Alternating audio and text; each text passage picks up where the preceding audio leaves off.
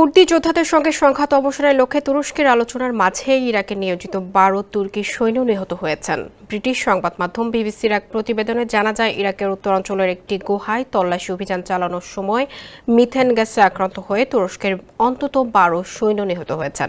সোমবার তুরস্কের প্রতিরক্ষা মন্ত্রণালয়ের এক বিবৃতিতে এই তথ্য জানানো হয়েছে।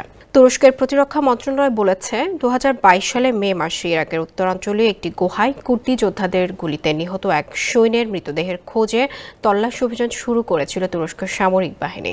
ওই সময় সেখানে মিথেন গ্যাসে আক্রান্ত হয়ে সৈন্যরা মারা গেছেন, তবে নিখোঁজ সেনা সদস্যের মরদেহ উদ্ধার করা সম্ভব হয়নি। সোমবার সামাজিক যোগাযোগ মাধ্যম এক্সে দেওয়া বিবৃতিতে মন্ত্রণালয় বলেছে, মিথেন গ্যাসে আক্রান্ত হয়ে আমাদের আরও ৪ জন বীর সেনা সহকর্মী প্রাণ হারিয়েছেন।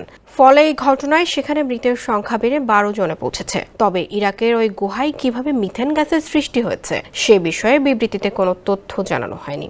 এর আগে রোববার তুরস্কের প্রতিরক্ষা মন্ত্রণালয় বিবৃতিতে বলা হয়েছিল, উত্তর ইরাকের একটি গুহায় তল্লাশি অভিযানের সময় আমাদের ১৯ সৈন্য মিথেন গ্যাসে আক্রান্ত হয়েছেন। গুহাটি আগে হাসপাতাল হিসেবে ব্যবহৃত হয়েছিল।